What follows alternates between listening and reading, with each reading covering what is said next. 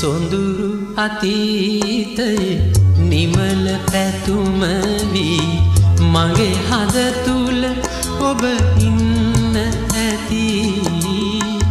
ඒ හින්දා යලි සෙනෙහසිතින් අපි ආදරයෙන් හමු වෙන්න ඇති. සොඳුරු අතීතයේ නිමල පැතුම වී මගේ හද තුල ඔබ ඉන්න ඇති.